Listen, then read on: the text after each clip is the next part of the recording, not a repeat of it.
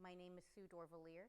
I'm Director of Senior and Social Services for the town of Middlefield, and I am going to be reading a poem called Busy from the book Now We Are Six by A.A. Milne. And for those of you who don't know, he is the author of Winnie the Pooh. And this book was published in 1935, this edition, and I picked it up at the Levi Eco Library book sale over 20 years ago. Busy. I think I am a muffin man. I haven't got a bell. I haven't got the muffin things that muffin people sell. Perhaps I am a postman. No, I think I am a tram. I'm feeling rather funny, and I don't know what I am.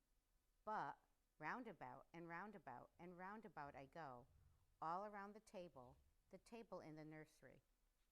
Roundabout and roundabout and roundabout I go.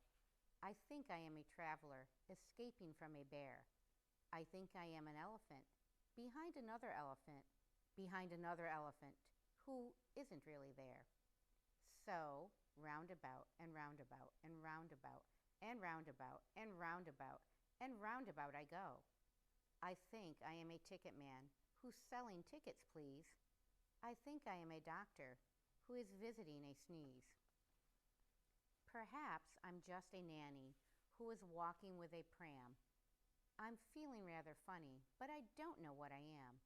But roundabout and roundabout and roundabout I go, all around the table in the nursery, roundabout and roundabout and roundabout I go. I think I am a puppy, so I'm hanging out my tongue. I think I am a camel, who is looking for a camel, who is looking for a camel, who is looking for its young. So roundabout and roundabout and roundabout and roundabout and roundabout I go. The end.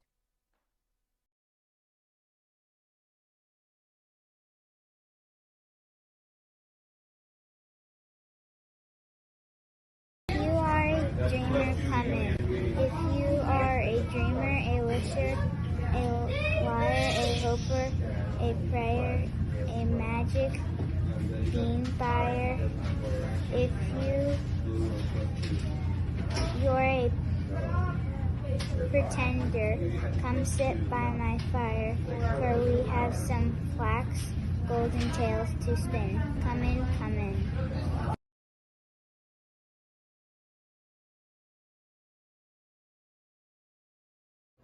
Hi, I'm Kim from Kim's Cottage Confections, and I'm excited to share a poem with you today for National Poetry Month.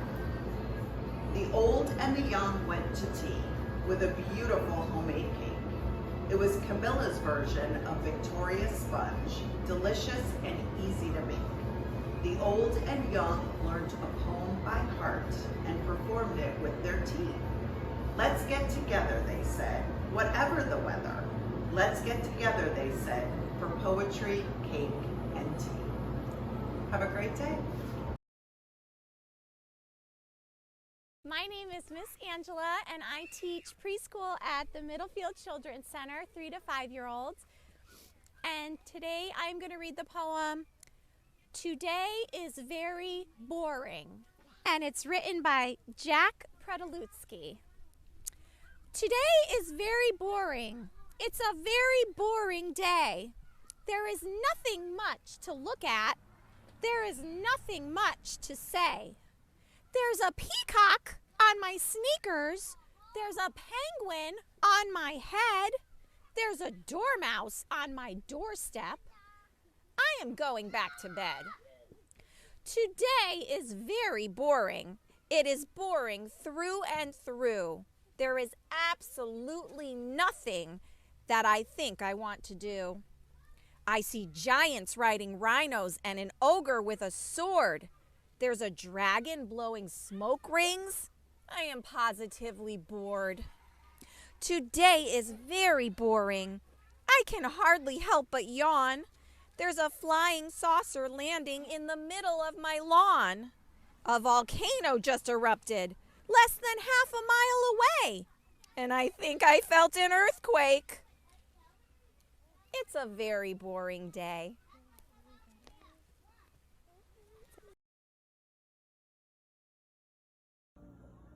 Hi, I'm Carrie Chernovitz, and I'm going to share one of my favorite poems from when I was little. It is by Shel Silverstein from Where the Sidewalk Ends, and it's called Sick. I cannot go to school today, said little Peggy Ann McKay. I have the measles and the mumps, a gash, a rash, and purple bumps. My mouth is wet, my throat is dry. I'm going blind in my right eye. My tonsils are as big as rocks. I've counted 16 chicken pox. Oh, and there's one more. That's 17. And don't you think my face looks green? My leg is cut. My eyes are blue. It must be instamatic flu.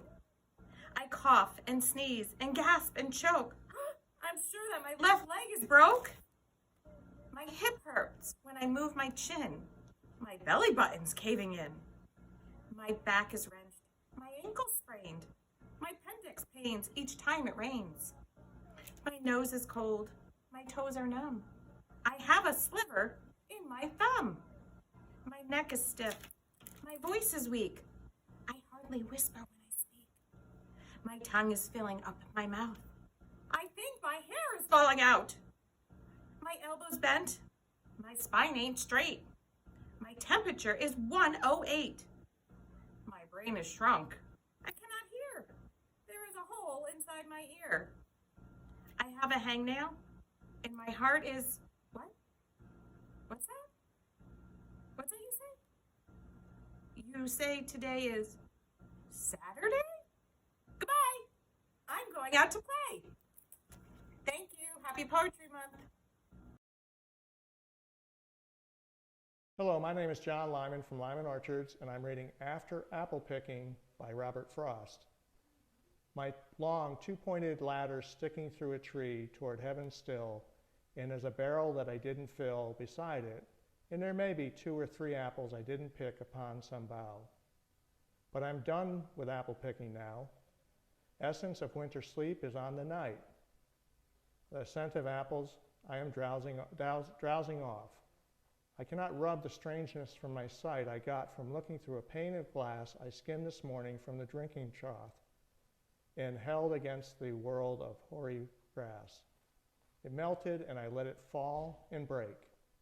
But I was well upon my way to sleep before it fell, and I could tell from what form my dreaming was about to take. Magnified apples appear and disappear, stem end and blossom end, and every fleck of russet showing clear. My instep arch not only keeps the ache, it keeps the pressure of a ladder round. I feel the ladder sway as the boughs bend, and I keep hearing from the cellar bin the rumbling sound of load on load of apples coming in. For I have had too much of apple picking. I am overtired of the great harvest I myself desired. There were 10,000 fruit to touch. Cherish in hand, lift down, and not let fall. For all that struck the earth, no matter if not bruised or spiked with stubble, went surely to the apple cider heap, as of no worth. One can see what will trouble this sleep of mine, whatever sleep it is. Were he not gone, the woodchuck would say whether it's like his long sleep, as I describe its coming on, or just some human sleep.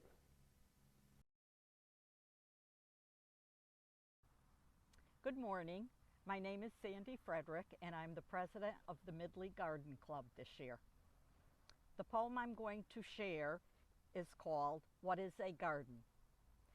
It's work and sweat and blisters and bugs, prickers in fingers and dirt on the rugs. The opening daffodil as the snow slowly goes, and the crystal dewdrops in the heart of a rose. The juice on your chin from a tree-ripened peach, and the breeze-swayed branches of an old copper beech. The wonderful fragrancy of a newly cut lawn, a minstrel thrush on an early June dawn. The shadows of trees across a stone wall, the color of leaves in the middle of fall, and peace and contentment in your own little spot where you do a little and God does a lot. The poem was written by John Gallagher.